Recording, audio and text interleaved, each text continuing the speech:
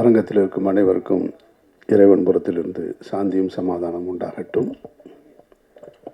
பொதுவாகவே இது மாதிரியான ஒரு இசை வெளியீட்டு விழா அல்லது திரைப்பட விழாக்களில் மேடையில் அதிகமாக சேர் போட போட அங்கே முதல்ல வந்தவங்களுக்கு அது என்னை மாதிரி ஆளுக்கெல்லாம் உள்ளே ஆகா வச்சு செய்ய போகிறாங்க அப்படின்றது தான் எப்போதுமே உள்ளது. ஆனால் இந்த மேடையில் நான் பார்த்துக்கிட்டே இருக்கேன், சேர் கூட்டிக்கிட்டே இருக்கு. கீழே இருக்கிறவரை இருட்டிலேருந்து வெளியே வான்னு வேற கூப்பிட்டு உட்கார வச்சுட்டே இருந்தாங்களா. சரி, ஒரு முடிஞ்சுன்னு நினச்சேன். உண்மையிலே ஒன்று முடிஞ்சிச்சு, அதை நான் என்னென்னு கடைசியில் சொல்கிறேன். ஏன்னா இன்றைக்கி வெள்ளிக்கிழமை, நான் எப்பயுமே ஷூட்டிங்கில் இருந்தால் கூட ப்ரேயருக்கு போகிற ஆள். இன்றைக்கி போக முடியலை, பரவாயில்ல. ஆனால் இந்த இவ்வளவு சேர்கள் இருந்தாலும் எல்லாரும் ரொம்ப சுருக்கமாக பேசினாங்க. எல்லார் முகத்திலையும் ஒரு மிகப்பெரிய சந்தோஷமும் நம்பிக்கையும் இருந்ததை பார்க்க முடிஞ்சது. வாழ்த்துக்கள். அதிகம் எனக்கு பரிச்சயம் இல்லாத முகங்களாக இருக்காங்க, ஆனால் மிக திறமையான கலைஞர்களாக இருக்கிறாங்க எல்லாருமே. அந்த இசையமைப்பாளர் அவர் டாக்டர்னு சொல்கிறாங்க புதுசாக. அவர் டாக்டர், ஆனால் இசையமைப்பாளராக இருக்கார். மியூசிக் நல்லா இருக்குது, 2 பாட்டும் நல்லா இருக்குது. அவர் கோட் பண்ணி சொன்னார் இல்லையா, ஒரு சவுண்ட் இன்ஜினியர். நான் அந்த சவுண்டு கேட்டுட்டு இருந்தேன். நான் மிக்சிங் ரொம்ப இன்ட்ரெஸ்டிங்காக இருக்குது, யார் பண்ணதுன்னு அவர் அதை கோட் பண்ணார். ஸோ ரொம்ப இன்னைக்கு ட்ரெண்டிங்கில் இருக்கக்கூடிய, அவர் எப்படி கரெக்டாக ஆப்ரேஷன் பண்ணுவாரா என்னன்னு எனக்கு தெரியல, ஆனால் மியூசிக் ரொம்ப ட்ரெண்டிங்கில் போட்டிருக்காரு. வாழ்த்துக்கள். ஒளிப்பதிவும் மிக சிறப்பாக இருந்தது. சூரஜ் பார்க்க ரொம்ப நல்லா இருந்தது. மொத்தத்தில் படம் ரொம்ப கலர்ஃபுல்லாக இருந்தது. இங்கே 2 விஷயம் நினைவுபடுத்த வேண்டியது இருக்குது. முதல்ல நான் நினைவுபடுத்துறது, இப்போ இந்த விழாவில் பெருந்தன்மையோடு கலந்து கொண்ட, இப்போ எங்களுக்கெல்லாம் ஒரு காரணம் இருக்குது, காரணம் இல்லாமல் கலந்து கொண்ட அண்ணன் ஆர்கே செல்வமணி அவர்களை நினைவுபடுத்த வேண்டியிருக்கு. புரட்சி கலைஞர் விஜயகாந்த் அவர்களுக்கு கேப்டன்ற பெயர், அதாவது நிரந்தரமாக அவருடைய மறைவுக்கு பின்னாடியும் ஒட்டிக்கிட்டு இருக்குன்னா அந்த பெயரை தந்தவர் அண்ணன் ஆர்கே செல்வமணி.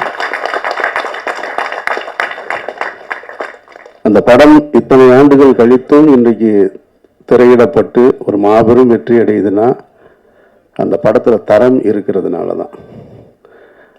அவ்வளோ அழகான ஒரு ஆக்ஷன் பேக்கடு ஒரு சினிமாவை அன்றைய காலகட்டத்திலே அவ்வளவு சிரமங்களுக்கு நடுவில் இந்திய சினிமாவிலே சோலைன்ற ஒரு படத்தில் தான் நம்ம அந்த ட்ரெயின் ஆக்ஷன் சீக்வன்ஸ் பார்த்துருப்போம். ட்ரெயினோட குதிரைகள் போகிறது. அதுக்கு நார்த் இந்தியாவில் லொக்கேஷன் இருக்குது, ட்ரெயின் இருக்குது, லொக்கேஷன் இருக்குது, குதிரை இருக்குது. தமிழ்நாட்டில் லொக்கேஷன் ரொம்ப குறைவு தான். அந்த மாதிரியான ஒரு ட்ராக்கோட அது தேனிக்கு போகிற வழின்னு நினைக்கிறேன். என்னென்ன ஆண்டிப்பட்டி அந்த இடத்துல அவ்வளோ அழகாக அந்த ஃபைட் சீக்வன்ஸ் எடுத்ததாக இருக்கட்டும். அந்த அருவி கிட்டத்தட்ட சோலையில் இருக்கிற எல்லாமே ரிசம்லன்ஸாக இருக்கும், ஆனால் புதுசாக இருக்கும் எல்லாமே. அவ்வளோ அழகாக, அவ்வளோ பெரிய பட்ஜெட்டில். ஏன்னா அது ப்ரொடக்ஷனே 2 வருஷம் 3 வருஷம் இருந்தது சோலை. இவர் எப்படி அந்த படத்தை எடுத்தார் அப்படின்றத ஆச்சரியப்படுத்துகிற அளவுக்கு இன்றைக்கும் அது திரையரங்கில் வெற்றி அடைஞ்சிருக்குன்னா அதில் இருக்கிற குவாலிட்டி தான். அப்படி ஒரு ஆக்ஷன் படத்தை கொடுத்த நான் ஆர்கே செல்வமணிக்கு என்னுடைய நெஞ்சார்ந்த வாழ்த்துக்கள். அந்த படத்தை சரஸ்வதி தியேட்டரில் ரிலீஸ் அன்னைக்கு நைட் ஷோ பார்த்தவன் நான். அப்போல்லாம் சினிமாவுக்கு வரல. இப்படி ஒரு உங்களோடு இந்த மேடைகளை பங்கு போட்டுக்கிறவேன்றதெல்லாம் நினச்சி கூட பார்த்ததில்லை. எனக்கும் அவருக்குமான உறவு என்பது நிறைய முரண்களோட, சண்டைகளோட, நட்போட, அது நிறைய இருக்குது. பெரிய கதை. நான் பொதுவாக எல்லாரையும் சார்னு தான் கூப்பிடுவேன். வெறுகு சிலரைத்தான் அண்ணேன்னு உரிமையோடு அழைப்பேன். அதில் மிக முக்கியமானவர் செல்வமணி அண்ணன். இன்னொன்று கீழே உட்காந்துருக்காரு ரமேஷ் கிருஷ்ணன் டைரக்டர், அவர் அண்ணன் தான் நினைப்பேன். ரொம்ப டஃப்பாக இருக்குது என் கூட ஒர்க் பண்ணுறது அப்படின்றாங்க. உண்மைதான் அது. எனக்கு ரொம்ப இந்த பாலிஸ்டாக மாஞ்சா போட்டு வேலை செய்கிறது அது வராது, தெரியாது. ஒன்று கொஞ்சம் கடினமாக தான் இருப்பேன். தங்கல்ல வர்ற அமீர் கான் மாதிரி தான் நான் அப்படி தான் வந்திருக்கேன். நான் இந்த சினிமா அப்படின்றது எனக்கு சினிமாவுக்கு வருவதற்கு முன்னாலே உதவி இயக்குனராக இருக்கும்பொழுதுலேருந்தே தெரியும். எனக்கு இது ரொம்ப ஒரு காம்படிட்டிவான வேர்ல்டு, இது ரொம்ப போட்டி நிறைந்த உலகம். இதில் போய் நம்ம அசிஸ்டண்ட் பேம்பர் பண்ணிக்கிட்டே இருக்கக்கூடாது. அவனை மேக்ஸிமம் எவ்வளோ ட்ரிகர் பண்ணிக்கிட்டே இருக்கணுன்றது என்னுடைய பாணியாக நான் வச்சுருக்கேன். நான் தங்கல்ல தன்னுடைய பொண்ணுங்க 2 பேரையும் தண்ணிக்குள்ளே தள்ளி விட்டுருவார் பாருங்க அமீர் கான். அந்த மாதிரி தான் தள்ளி விடுறது தான் நம்ம வேலை. நீ நீந்தி மேலே வா அப்படின்னு. அப்போ தான் நீ இந்த இடத்துக்கு வர முடியும். நான் உன்னை பேம்பர் பண்ணிக்கிட்டே இருந்தேனாக்க சாப்பிட்டு ரொம்ப கம்ஃபர்ட்டாக இருக்குன்னு இங்கே இருப்பான். என்னுடைய முதல் படத்துலேருந்து மௌனம் பேசிலேருந்து இப்போ வரைக்கும் நிறைய அசிஸ்டன்ட் டைரக்டர்ஸ் என்கிட்ட இருந்துட்டு வெளியில் போயிருக்காங்க. பாதி பேர் பேரே எனக்கு தெரியாது. சார் உங்களை தான் சார் ஒர்க் பண்ணேன். அப்படியா, சரி ஓகே அப்படின்னு. ஏன்னா ஒரு ஷெடியூலில் இருப்பான், அடுத்த ஷெடியூலில் இருக்க மாட்டான், 2வது ஷெடியூலில் இருப்பான், 3வது ஷெடியூலில் இருக்க மாட்டான். சார் திட்டுறாரு சார்னு ஓடி போயிடுவான். சார் அப்போ எங்கேயாவது பார்ப்போம், எங்கேயாவது பார்க்கும்போது எங்கடா இருக்கீங்க அப்படின்னு கேட்டால், சார் ஒரு டிஸ்கஷனில் இருக்கேன் சார்மா. யாரு கூடடாமே? ஒரு புது டைரக்டர் சார். நீயே முழு படம் முடிக்கலை, இவன் போய் ஒரு புது டைரக்டரோட டிஸ்கஷனில் இருக்கேன்றான். அப்போ நான் அவங்கள கூப்பிட்டு ஒன்று சொல்லுவேன், என்கிட்ட இருந்து கோச்சிட்டு போ, தப்பு கிடையாது. என்னை எதிர்த்துட்டு கூட போ, அதுவும் தப்பு கிடையாது. ஆனால் திரும்ப நான் உன்னை பார்க்கும்போது எங்கடா இருக்கேன்னா, சார் மணி சார்கிட்ட ஒர்க் பண்ணுறேன்னு சொல்லு, சங்கர் சார்கிட்ட ஒர்க் பண்ணுறேன்னு சொல்லு. நீ இங்கேருந்து போய் ஒரு படம் கம்ப்ளீட் பண்ணாமல் இன்னொரு புது டைரக்டரோட போய் டிஸ்கஷனில் இருக்கேன்னா அது ஒரு சுகம். டிஸ்கஷனில் இருக்கேன்னு சொல்கிறது, உழைக்கிறது ரொம்ப கஷ்டம், டிஸ்கஷன் ரொம்ப ஈஸி. நீங்கள் ஆமாம், ஏன்னா இங்கே எல்லாமே சாப்பாடு ஏதோ சாப்பிட்டுட்டு டீயை குடிச்சிட்டு தம் அடிச்சுட்டு ஏதாவது உழைக்கிறது ரொம்ப கஷ்டம். இப்போ எங்கிட்ட போனவங்க அந்த மாதிரி பார்த்தீங்கன்னாக்கும் ஒரு 30-40 பேர் இருப்பாங்க. ஜெயிக்கிறவங்க வெளியே வந்தவங்க ரொம்ப குறைவு தான். எவெல்லாம் திட்டு வாங்கிட்டு கூட இருந்தானோ அவன் தான் வெளியே வர்றான். கோச்சிட்டு போனவன் வரமாட்டேன்றான். கனியை சொல்லும்போது இங்கே சொன்னாங்க, கனி ஒரு ஃபைட் மாஸ்டர் சொன்னார்னு நினைக்கிறேன். ஃபைட் மாஸ்டர் சொன்னார், அவர் ரொம்ப உடம்பு பத்திரமா பார்த்துங்க, இல்லை அந்த மாதிரிலாம் ரிஸ்க் எடுக்காதீங்கன்னு சொன்னாருன்னு. அப்புறம் இவனை சாமி சொன்னான்னு சொன்னாங்க, சீரியலுக்கு நீ போவாத அப்படின்னு. ஆனால் அவன் என்ன செஞ்சான்றது உங்களுக்கு தெரியணும்ல. இவன் பருத்தி வீரன் என் கூட ஒர்க் பண்ணிகிட்ருக்கான். அப்போ தான் உண்மை சரணடைந்த இவனுக்கு கனிக்கு ஸ்டேட் அவார்டு அனௌன்ஸ் பண்ணியிருக்காங்க. சரின்ட்டு அப்போ நம்ம தானே கனியை ரொம்ப பம்ப் பண்ணி வெளியே தள்ளணும்னு கனியை அங்கேயே வச்சு ஒரு செயின்லாம் போட்டு ஃபோட்டோலாம் எடுத்து பத்திரிக்கையெல்லாம் கொடுத்துட்டு, சரி கனி அடுத்த படம் டைரக்ட் பண்ணுவார், அமீரும் பாலச்சந்தர் சாரும் நடிக்கிறத 2 பேரும் நடிக்கிறாங்க, கனி டைரக்ட் பண்ணுறான் அப்படின்ற மாதிரிலாம் ஒரு செய்தி வந்திருக்கு. கனி மிக கடினமான உழைப்பாளி, அதில் மாற்று கருத்தே கிடையாது. நிறைய படிப்பான், நிறைய படித்து எனக்கு சொல்லிக்கிட்டே இருப்பான். நமக்கு படிக்கிற பழக்கம் இல்லை, கனி ஆனால் சொன்னால் கேட்டுக்கிட்டே இருப்பேன் நான். அங்கே என்ன பண்ணுறாரு கனி ஒரு அந்த வாடிப்பட்டியில் போலீஸ் ஸ்டேஷன் சீக்வன்ஸ் எடுத்துக்கிட்டு இருக்கோம். அங்கே ஒருத்தர் நான் எனக்கு அவர் சொன்ன மாதிரி, செல்லமணி என்ன சொன்ன மாதிரி குண்டூசி இல்லைன்னு வேற ஏதாவது செய்ய மாட்டேன், டைலாக்லாம் எழுதிட்டு போயிடுவேன், வேற ஒரு பிரச்சனை இருக்கு எனக்கு. அப்போ அவங்க ஒரு புது ஆர்டிஸ்ட், அங்கே பார்க்குற ஆர்டிஸ்ட்டை எடுத்துக்கிறது எனக்கு ஒரு வழக்கம். யாராவது ஏதாவது நல்லா பண்ணாங்கன்னா சரி அவனை கூப்பிட்டு அவனுக்கு ட்ரெஸ்ஸை போட்டு விடு அப்படின்னு. அப்படியே ஒருத்தனுக்கு மாட்டி விட்டேன் தெரியாதனமாக ஒரு இன்ஸ்பெக்டர் ட்ரெஸ்ஸை. அப்போ நடிக்கவே மாட்டேன்றான். கனி உள்ளியா அவனுக்கு அப்படின்னா இவன் போய், தம்பி இங்கே பாருப்பா அப்படின்னு பக்கத்தில் போய் நான் கத்திக்கிட்டே இருக்கேன். இவன் போய் இல்லையா அப்படி இல்லையா அப்படின்னா, ஓ என்னடா அவன் போட்டு உருகிட்டே இருக்க நீன்னு ஒரு சப்பு ஒரு அடியை போடுவேன். நீ போய் பக்கத்தில் போய் தடையை கொடுத்துக்கிட்டே இருக்கேன்னா, அண்ணா எனக்கு அதெல்லாம் வராது, நீ வரலாம் விட்டு வேணா அந்த பக்கம் சும்மா அவனை போட்டுக்கிட்டுன்னு இப்படி சத்தம் போட்டு. ஏற்கனவே கனி மேலே கோவத்தில் இருக்கேன் நான். அவனுக்கு ஃபைல் எடுத்து நல்லா 2 அடி டம்முன்னு போட்டவுடனே டைலாக் வந்துருச்சு அவனுக்கு. அப்புறம் நடிச்சாச்சு, முடிஞ்சிருச்சு. கனியை திட்டினதில் கனிக்கு கனி ரொம்ப இலகிய மனசுக்காரன் தான். காய்ச்சல் வந்துருச்சு. பொண்ணுன்னே சொல்கிறாரு, சும்மா ஒருத்தன் வேலை பார்த்துக்கிட்டு இருந்தான், அவனை கூப்பிட்டு திட்டி அவனுக்கு காய்ச்சல் வந்துருச்சுன்னு. சரிப்பா போய் ரெஸ்ட் எடுப்பாப்பா அப்படின்னா கனி ஊருக்கு வந்துட்டோம். 2 நாள் ஊருக்கு வந்ததுக்கப்புறம் பார்க்குறேன் நான் என்னன்னு. அப்போது டிவியில் ஏதோ ஒரு ஷோஸ் ஒன்று அப்படி தானே, தங்க வேட்டை. திடீர்னு போய் தங்க வேட்டையில் போய் கமிட் ஆகிட்டு நிற்கிறேன். ஐயோ என்னையா கனி, நான் உன்னை வச்சு படம் பண்ணணுன்னு இருக்கேன், ப்ரொடியூஸ் பண்ணணும், டைரக்டர்னா நீ இல்லைண்ணே நான் அதை போகிறேன்னே அப்படின்னா, சினிமாவுக்கு வந்துட்டேன்னு முடிவு பண்ணிட்டீங்கன்னா டிவி பக்கம் போகக்கூடாதுன்னு நான் சொன்னேன். கேட்கலை. அவன் போய் தங்க வேட்டையெல்லாம் பண்ணிவிட்டு நிறையா பணம் சம்பாதிச்சுட்டு அதுக்கப்புறம் வந்துட்டு ஆனால் என்ன அட்வைஸ் பண்ணியிருக்கான் பாருங்க, எவ்வளோ தெளிவு பார்த்தீங்களா? நான் சொன்னப்போ கேட்கல. ஆனால் அதே மாதிரி தான் நடிக்கிறதுக்கும் கனியை முதல்ல அந்த பஞ்சு மிட்டாய் வண்டி கொண்டு வந்து அந்த பிரியாமணி வீட்டில் வந்து கார்த்தி தகராறு பண்ணும்போது கஞ்சா கருப்பு வந்து நிற்பான். அப்போ தான் கனி சீக்கிரம் அந்த கைலியை கட்டிட்டு துண்டை போட்டுவானா, ஐய நான் வரமாட்டேன் உங்கள்கிட்ட, நீங்கள் எல்லாருமே வச்சு அடிக்கிறதுக்கு ட்ரை பண்ணுறீங்க போல இருக்குன்னு, நீ வாயா, நீ வந்தால் தான் சரியாக இருக்குன்னா வந்து நின்னா கனிக்கு கஞ்சா கருப்பை தள்ளி விட்டு. ஆனால் அன்னைக்கு வந்து கனி அவ்வளோ யோசிச்சு, ஆனால் அன்னைக்கும் கனியை திட்டு வாங்கிட்டு தான் போனால். ஆனால் அப்புறம் ஒரு மாதிரி நல்லபடியாக முடிஞ்சு அந்த சீன் ஒரு 5 நாள் எடுத்தோம். அது ஏன் சொல்கிறேன்,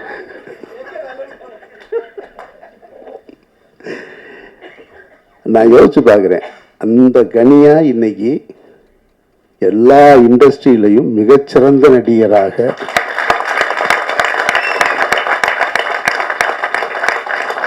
பிரமாதப்படுத்தலாம். எனக்கு ஆரம்ப கால படங்கள் பார்க்கும்போது சுப்பிரமணியபுரம் பிடிச்சிருந்தது. ஈசன் பார்க்கும்போது ஈசன் எனக்கு ஒன்றும் பெருசாக என்னை இம்ப்ரெஸ் பண்ணலை. அதாவது கனியுடைய நடிப்பு இப்படி நெஞ்சு அப்படி நிமித்தி இப்படி ஒரு போலீஸ்காரனா வேணும்னு, ஏன்டா நெஞ்ச நிமித்தியே நிற்கிற போலீஸ்காரன்னா, அதெல்லாம் சிவாஜி சார் காலத்தில் முடிஞ்சிருச்சு, நீங்கள் இன்னும் கொஞ்சமாக இறக்குங்க கீழே சொல்கிற அப்படின்னு. அப்புறம் பார்த்தா கொஞ்சம் கொஞ்சமாக அப்படியே மாறி வட சென்னையில் நான் நடிக்க போகிறேன், என்னை வச்சு செய்கிறாங்க இவன் எல்லாரும்.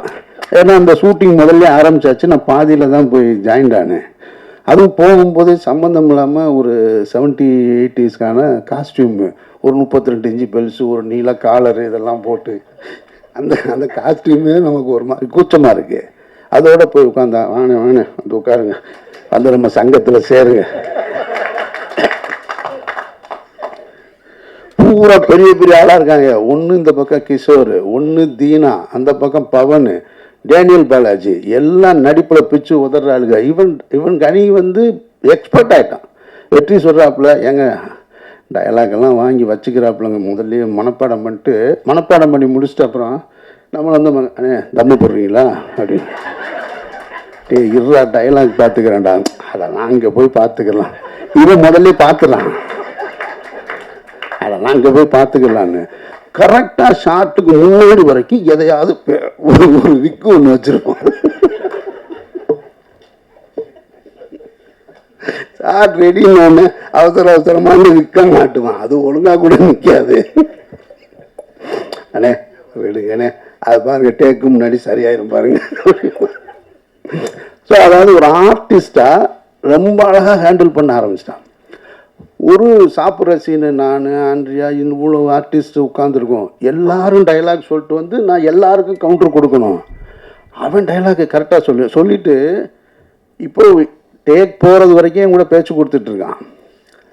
எனக்கு டைலாக் வரலன்னா அவன் சாப்பிட்டுக்கிட்டே என் டைலாக்கும் எடுத்து கொடுக்குறான். நான் அசந்துட்டேன். நான் இரடா இவ்வளவு வந்து இதுக்குள்ள எனக்கு பஞ்சு மிட்டாய் வண்டி தான் ஞாபகம் தான் வருது. அங்கே இருந்தவன் எங்கே வந்து நின்று நம்மளே போட்டு இந்த பாடுபடுத்துறானே.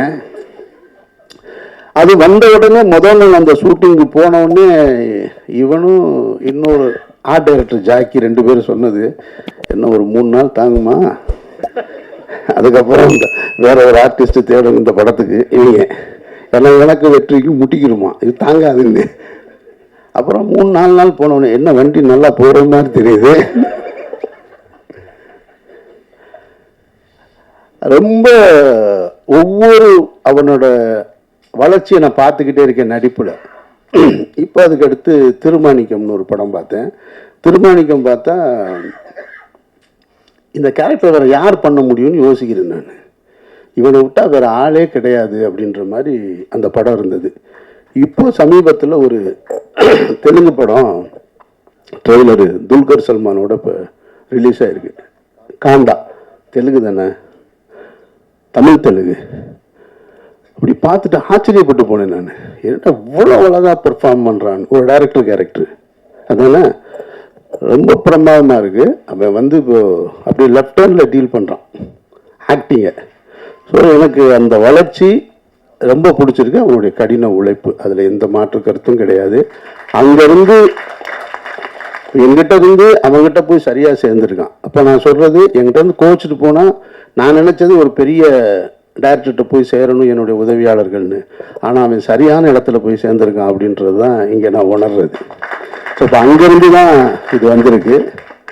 அதனால் கனி, உன்னுடைய வளர்ச்சிக்கும் என்னுடைய நெஞ்சார்ந்த வாழ்த்துக்கள். மற்றபடி இந்த அவர் ஹீரோவை பற்றி எனக்கு ஒன்றும் பெருசாக தெரியாது. பொதுவாக ஒரு பழமொழி சொல்லுவாங்க, ஊராம்புள்ளையை ஊட்டி வளர்த்தா தாம்புள்ள தானாக வளரும்னு. அவங்க மாமா என்று சொல்லக்கூடிய அவருடைய தந்தை ஸ்தானத்தில் இருந்த மாமா வந்து நிறைய புதிய இயக்குநர்களை அறிமுகம் செஞ்சுருக்காரு. மரகத நாணயத்தை எடுத்த சரவணன், பேச்சுலர் எடுத்த சதீஷ், அவர்களெல்லாம் அறிமுகப்படுத்தினதுனால தான் இன்றைக்கி மகேஷ்ன்ற தயாரிப்பாளர் மூலமாக உங்கள் புள்ள தேவ் வந்து ஹீரோவாக இருக்கார். அவர் சொன்னார், நம்ம எல்லாரும் அவங்கெல்லாம் இருக்கணும் இந்த மேடையிலன்னு நான் ஆசைப்பட்டேன்னு. வாழ்க்கை அப்படி நம்ம நினைக்கிற மாதிரிலாம் நடக்காது. அப்படி நினைக்கிற மாதிரி நடந்துச்சுன்னு சொன்னால் அது வாழ்க்கையாக இல்லைன்னு இல்லை. பொதுவாக சொல்லுவாங்க, நீ போகிற பாதையில் எந்தவித இடைஞ்சலும் இல்லைன்னு சொன்னால் அது உனக்கான பாதை இல்லை, யாரோ போட்ட பாதைன்னு. அப்போது நீ போகிற பாதையில் இடைஞ்சல் இருக்குன்னா தான் அதை சரி பண்ணால் தான் அது நீ போட்ட பாதையாக இருக்கும், உனக்கான பாதையாக இருக்கும்னு. அதனால் யார் இருக்காங்க இல்லை அப்படின்றதெல்லாம் தெரியல. இப்போது பொதுவாக மேடைகளில் சொல்லுவாங்க, ஒரு உலகம் முழுக்க எங்கேயாவது ஒரு விருது விழாவில் பார்த்தா நான் வந்து எங்கள் அப்பா அம்மாவுக்கு நன்றி சொல்கிறேன் அப்படின்னு சொல்லுவாங்க. எனக்கெல்லாம் அந்த அப்படி ஒரு வாய்ப்பே கிடையாது. ஏன்னா என்னோடய 14 வயசில் எங்கள் அப்பா இறந்து போயிட்டார். நான் இப்படி ஒருத்தர் இருப்பேன்றதே எங்கள் அப்பாவுக்கு தெரியாது. அவர் பார்க்கும்போது நான் ட்ரௌசர் போட்டுட்டு இருந்த ஒரு பையன். அதுக்கப்புறமா இப்படி ஒருத்தன் வருவான், இப்படி ஒரு ஆளாக இருப்பான்றது தெரியாது. எங்கள் அம்மாவும் பெருசாக அதை எடுத்துக்கிட்டதும் கிடையாது. என்னுடைய பயணமே வேறு. அதனால் நம்ம நினைக்கிறது போல் வாழ்க்கை இருக்காது. பொதுவாக சாமானிய மனிதர்களுக்கே வாழ்க்கை இருக்காதுங்கும்போது சினிமா இன்னும் கூடுதல். நம்ம நினைக்கிறது எதுவுமே இங்கே நடக்காது. நம்ம பல கற்பனைகளில் வந்திருப்போம். திரைத்துறைக்கு வரும் பொழுது நான் நினைப்பேன், ஏன் படத்தை வந்து இப்படிலாம் எடுக்கிறாங்க, அப்படி ஸ்பாட்டுக்கு போனோம்னா அப்படி சிரிச்சுக்கிட்டே ஜாலியாக ஹீரோக்கிட்ட இது பேசிட்டு ஹீரோயின்கிட்ட இது பேசிட்டு இந்த மாதிரிலாம் எடுக்கலாமே நினச்சி வந்தவன் தான் நான்.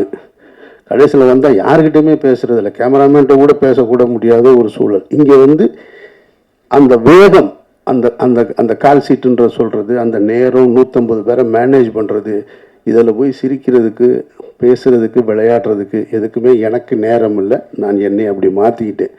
அதனால் வாழ்க்கை உங்களை மாற்றிடும். நிச்சயமாக இந்த பயணம் உங்களுக்கு ஒரு புது அனுபவத்தை கொடுக்கும்னு நான் நம்புகிறேன். நான் சாம் என்கிட்டையும் ஒர்க் பண்ணியிருக்கான், கனிக்கிட்டையும் ஒர்க் பண்ணியிருக்கான். ஆனால் 2 பேருடைய பாணி இருக்கான்னு தெரியலை. அவன் என்ன மாதிரி ஜானரில் படம் எடுத்திருக்கான்றது அதை பார்த்தா புதுசாக இருக்குது. ஸோ 2மே இல்லாமல் இப்போ கனியோடைய நாடோடிகள் மாதிரி நிமிர்ந்தல் மாதிரி இல்லை, என்னுடைய பருத்திவேர் மாதிரி இல்லை. அவன் புதுசாக ஒன்று ட்ரை பண்ணியிருக்கான். எதுவாக இருந்தாலும் நிச்சயமாக உன்னுடைய முயற்சிக்கு வாழ்த்துக்கள். நிச்சயமாக வெற்றி கிடைக்கணும். அதுக்கு காரணம் உங்கள் இவ்வளவு பேருடைய நம்பிக்கை. ஃபைட் மாஸ்டரு, டான்ஸ் மாஸ்டர் எல்லாருமே வந்து ரொம்ப நம்பிக்கையோடு பேசுனீங்க. எல்லாருமே நடிகர்கள் எல்லாருமே உங்களுக்காகவே இந்த திரைப்படம் மிகப்பெரிய வெற்றி அடையணும்னு நான் பிரார்த்தனை செய்கிறேன். நான் வந்து பிரேயரை விட்டதே கிடையாது, விடவே மாட்டேன். கோபி எல்லாரும் கடைசியாக கோபி வந்து ஒரு பாசிட்டிவான ஒரு மனிதர். பார்த்த உடனே முகம் மலர பேசுவது, நம்பிக்கையோடு பேசுவது. அதனால் கோபி வாழ்த்துக்கள். கோபி கனியும் அப்படி தான் ஆயிட்டான். கொஞ்சம் கொஞ்சமாக ரமண மகரிஷியாக மாறிக்கிட்டு இருக்கானோன்னு எனக்கு தோணுது. அப்படியே ரொம்ப பாசிட்டிவாக வெல்வோம் வாழ்வோம் அப்படின்லாம் சொல்கிறான். நிறைய எனக்கு அவனுடைய பேச்சுக்கள் எல்லாம் பார்த்தா உண்மையிலேயே நல்லவன் தானே. நான் ஒரு மேடையில் வேற சொல்லிவிட்டேன். எந்த மேடையில் நிமிர்மினில் தானே, எனக்கு இவன் நம்பியார் மாதிரியே தெரியுறான் எனக்கு. நான் ஆமாம், அதை நான் என்ன சொல்லிட்டேன், நான் எப்பயும் அவங்ககிட்ட பேசுறது தான், ஏய் நீ எம்ஜிஆர் கிடையாதுடா, நீ நம்பியார் தானடா, ஆனால் நீ எம்ஜிஆர் மாதிரியே மேடையில் இருக்கேன்னு சொல்லிவிட்டேன் நிமிர்ந்து நீ ஆடியோ ரிலீஸில். அவன் போய் என் வீட்டில் ஒய்ஃபெல்லாம் வந்திருக்காங்க, இவர் இப்படி சொன்னேன், நான் போய் என்ன நினைப்பாங்க, நம்பியாருன்னா நான் என்னெல்லாம் செய்கிறேன்னு யோசிப்பாங்க. ஏன்னா அவர் சொன்ன மாதிரி இன்னும் நோட்டு தெரியும், நாங்கள் ஒரே அறையில் இருந்த ஆட்கள் 2 பேருமே ஒன்றா இருந்தது, என்னுடைய நல்லது கெட்டது எல்லாம் தெரிஞ்சவன். ஆனால் பார்க்கும்போது வெளியே எங்கேயாவது இப்போ கனியெல்லாம் பேசுகிறத கேட்டால் உண்மையிலே நல்லவன் தான் போல இருக்கு, நம்ம தான் தப்பாக நினைச்சிட்டோம் அப்படின்னு.